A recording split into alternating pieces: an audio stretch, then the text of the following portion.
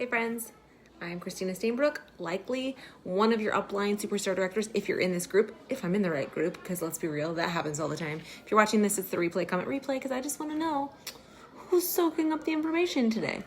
Also, can you please peep this weird frame? It suggested it to me, and that is definite, and it said it was made by Dawn Schaefer. And it says Dawn Gets Waxy, and it's her brand frame. How cute is that? We're just gonna use it for fun. I also feel like I know and don't know all at once how you made that.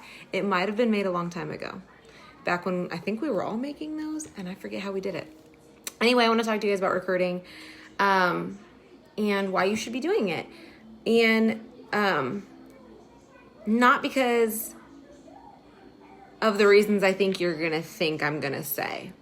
Some people work their business purely as a selling consultant, which is a perfectly okay way to run your business. Sorry,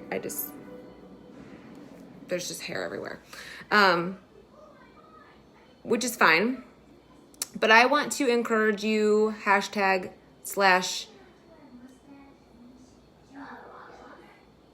encourage you to maybe think about your business in a different way. So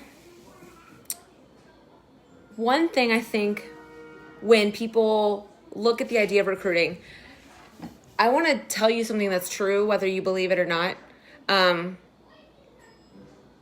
If you're not recruiting anybody or people aren't saying yes to you, and let this hit however you want, but we're going to unpack it a little. It's likely because you don't really want to.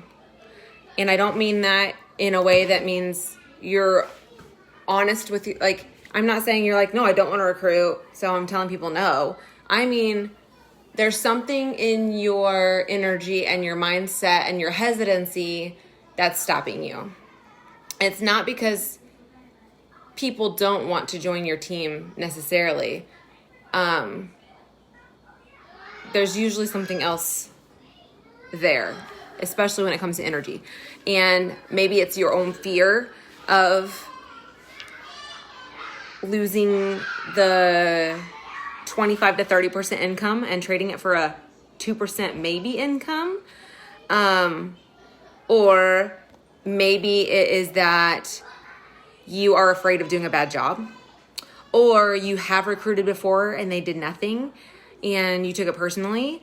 There's a whole lot of different reasons. Maybe you're afraid to flip that hostess because she hosts every single catalog season and you're afraid that you're not going to find more people, or because maybe most of your customers are people that went to that party and it scares you to lose all of that or start over or redo your customer network.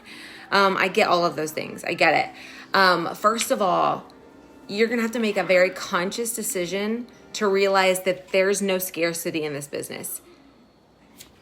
Scarcity is only the truth in our business if we are not willing to step out of our comfort zone and find creative ways to meet new people.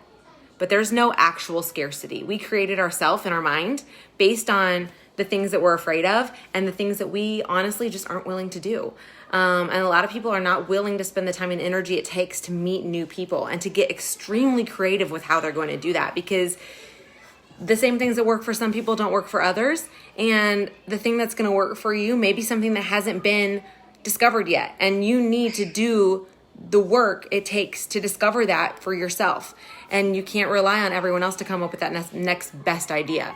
So being willing to be courageous and creative in your business is the only way that you're going to find what works for you. You can watch all the trainings in the world, and they might inspire you. But again, if you're not taking the actions forward, you're not going to get anything out of it. So yeah, Sarah, like we heard at SFR, 49% of the country hasn't even heard of Sensi. So you don't get to tell me that there's saturation anywhere, because number one, that's a freaking lie.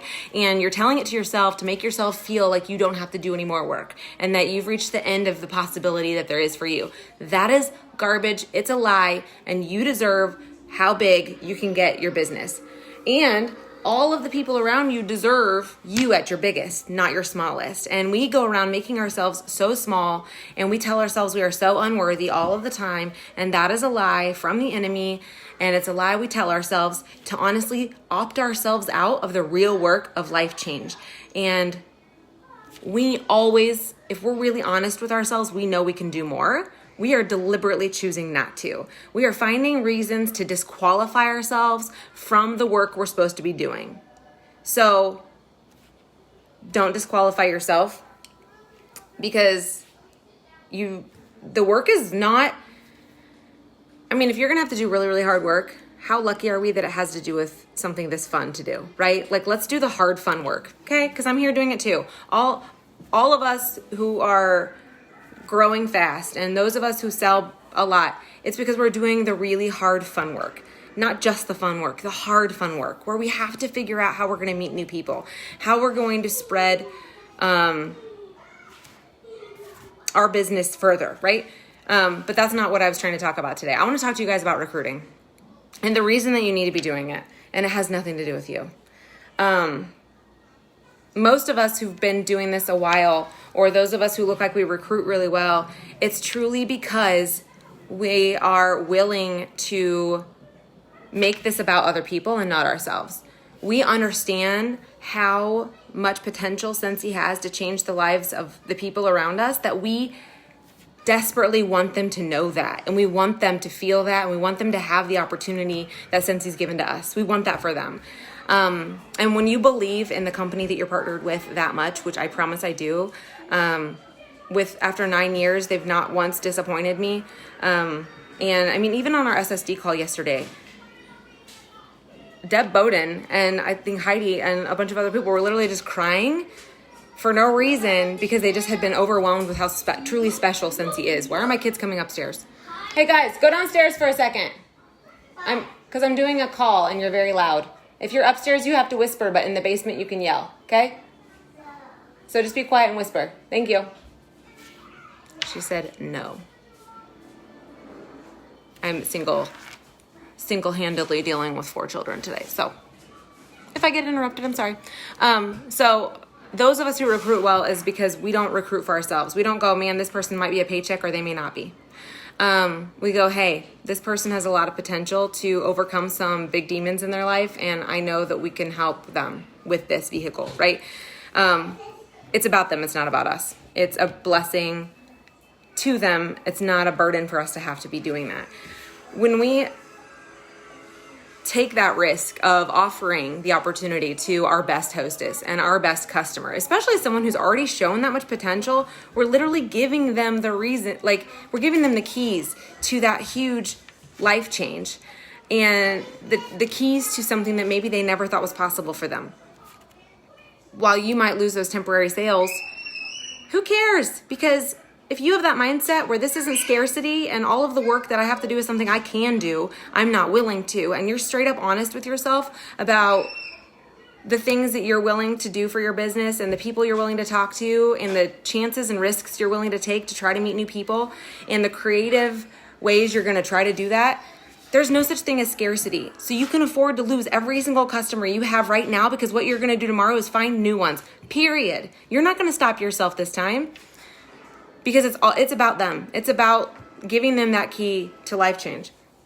It's because we know that Scentsy is special, and the people who run Scentsy are special. And there we are. Okay, sorry, I had a notification that I was trying to swipe up and tapped it on accident. Because we know how special this really is. And when you get it, when you get what Scentsy's all about, you truly won't be able to stop yourself from sharing it with other people, because you desperately want that for their lives as well. And when you see it that way, I promise you're not going to lose a thing. You're not going to lose anything. Guys, stop screaming like little girls. They're all little girls. So, my DoorDasher is here. I'm distracted. Anyway, so I want to tell you guys, Eric, are you still on here, Eric Mobley? Because I have a little story. And it's not even going to be something, he might already know this. I don't know. It's just funny. So not only are we blessing other people's lives with Scentsy through recruiting and letting people in on all of the cool things that have happened in our life, there's a lot of people in my network right now that I've been unable to reach, right? There's so many people, like So do you ever have that person on social that you're like, man, they would be like a really cool customer if they'd pay any attention to me, but you like don't really want to have that awkward conversation where you're like dropping into their inbox like an It Works person, because we just don't do that. So you just try to make sure you're like attracting the right kinds of people. So there's this concert, a famous concert that you all have heard about a million times in our Cincy story, but one that Dawn and I met at. At that same concert, I met a few other people that we are now friends on Facebook, because they were like the cool Hanson fans and not the really psycho ones, because Hanson has a really, really weird fan base full of complete psycho people. And these two girls, freaking awesome. I see them at every concert. We meet up at every concert, but they've never really paid attention to my business. But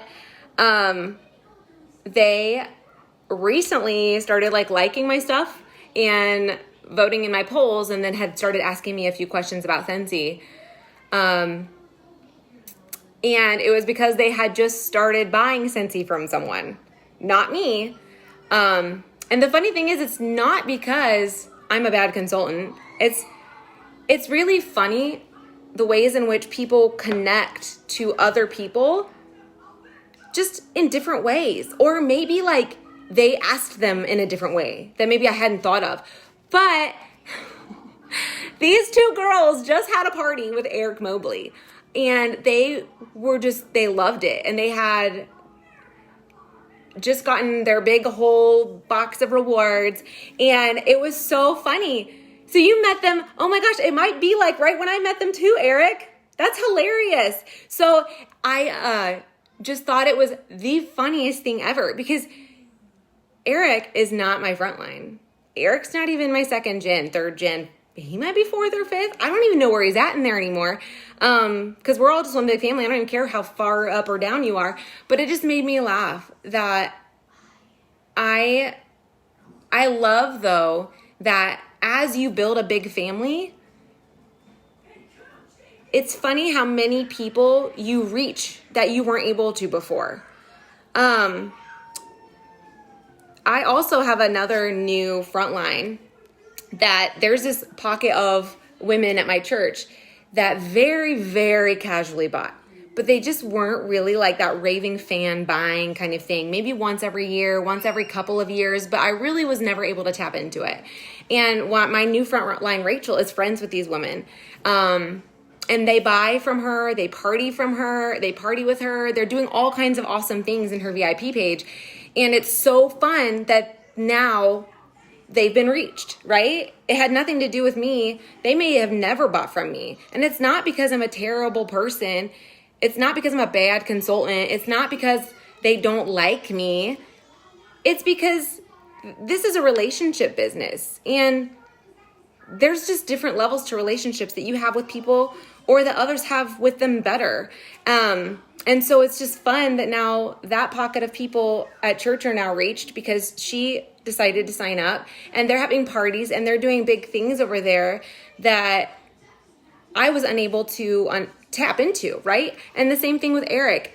The funny thing is, like, if I had not gone to college with Sarah Ford, who then recruited a person who recruited a person who recruited a person who recruited Eric. What? Me. Okay, just go punch him. No. Okay, then what? I just smacked him. Okay, bye. So it's just so important for you to start spreading that out. Spread the love so that those people that can reach people you can't tap into are out there. And when you hear, well, so-and-so's shopping from another consultant, they're on your team and you know it. Like, because it's funny that now around here, it's gotten to the point where somebody will tell me they're buying Cincy and they tell me who from, and I know that person because they're in my downline, right? And it's not because of when I joined. It's not because I joined when I did, because honestly, when I joined Cincy, a ton of people were quitting because it had just gone through a big growth phase like we're in right now and was starting to finally dip back down and regulate itself. And people were like, oh, it's tanking, I'm out of here. And so everyone was losing their consultants. And because everyone was quitting, and I was like, this is weird. Everything's fine. I'm selling plenty. And it was because I was selling a normal amount of Cincy, but those who had been at that peak only saw a valley. They didn't see opportunity. And what happens is those people that stuck with it, we got it to turn back up again. And those who quit lost out on all of that, right? My upline quit during that and then blocked me because I started growing, and she couldn't believe that she had given up all of that because she'd quit. And so, but she got jealous and she got upset that I had kept going, right? What did Crystal say? She said, you can't get jealous. You will customers who order from various consultants. Don't focus on anything negative. Get used to it. It's business, right? But I just think it's so funny that like Eric, who's like 4 or 5 down from me, and we have a mutual contact that I didn't even know we had. And those customers are now partying and they're buying full amounts of Scentsy, which is just awesome. Like, I'm just so thankful that they're finally in the know. They finally get all the cool Scentsy stuff. I just thought it was such a funny way to network, and that sometimes it's not necessarily about, it's not about you getting that sale, right? Like, it's you opening the opportunity for other people to find that avenue, to change their life, to grow their business, etc. So anyway, I don't know if that was helpful. I just really want to encourage you guys to change your mindset when it comes to recruiting. When you know it's about them and not you, you'll offer it every single time. And when you know that it's not personal, you'll offer it every time. I mean, I was always told when I was a kid that rejection is just God's protection. So honestly, if someone says no, maybe they were going to be a dumpster fire, right? Like, maybe he's protecting you from the drama, right? So don't take it personally when people say no, because they're not saying no to you. They're saying no because they either just don't understand the point of it. They don't see the need for it in their life, etc. So the important thing for you is to keep showing them the potential of what Scentsy can do for them by living your life as transparent as possible with all of the cool things you get to do now, and all of the big changes in your life, and all of the mindset growth that you have going on, and all of the positivity shifts and the perspective shifts that you're having, and sharing those with your friends and family, and keeping that the focus of your Facebook posts. It's not necessarily flyers and this product. No, I want you to truly open yourself up to showing them the vulnerability of, here's who I was and here's who I had to be in order to become the person that I didn't know at the time I could be, but started to learn I was able to be. And this is why I'm so passionate about this industry, this company. So it's just really important that you show people that part, because I feel like sometimes all they think is just, I don't want to sell wax. It's not about that. And we know it's all more than wax and warmers, right? So it's just it's really important that you start offering the opportunity about them. It's about letting them live the life that you're about to live by doing so. Because the more you bless others, the more you're going to end up blessed in return, and in completely different ways. So I hope that helps. I love you guys. I just want you to really understand that all of you are able to do this. And that you're not losing anything when you lose sales, because it's not about the sales. It's not about that next wax bar. It's not about any of that. It's about the people that you're able to reach, and the impact that you're going to have in their lives, and the impact they're going to have on you. I mean, I don't know how many other ways I can even describe that, because the problem is, if you haven't lived that or experienced it, you probably are kind of like, I still don't get it. But I hope that you will do the personal growth and mindset work that it's going to take for you to move into the next phase of your business. Because if you find yourself being kind of negative kind of afraid of losing sales, and scarcity, me first mindset, and just entitled towards anything versus grateful for everything, and you really struggle with some of that pessimistic self-talk and that just kind of closed and protected behavior, you will not be able to recruit, because people already have all that in their life. They don't want more of that in their life. They want what's on the other side of that. When you start letting all of that go, and when you show them that they can let that kind of crap go too, and that they can uncover who they were meant to be, and they can start seeing that kind of transformation in their lives, like, that's what they want. They don't want all that garbage that you're still carrying around. You need to let all that go, and then you're going to notice that people are going, what's she doing over there? There's something different about her. She's not posting those big rants on Facebook anymore. She's not grumpy about that waiter at the restaurant anymore. She's not being a Karen everywhere anymore. Yeah, something's different about her. I need to figure it out. So let people see the difference, okay? Because it's going to make a big impact on other people's lives. I did the math the other day. We have 1,900 people in this group. 1,900 people. And I know not all of you are married with kids, but if I averaged out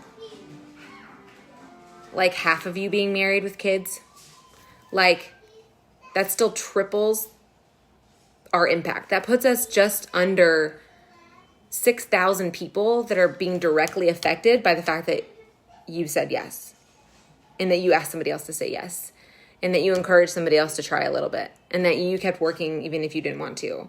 It's just under 6,000 people who are going to know a different life than most people in this world are ever going to understand.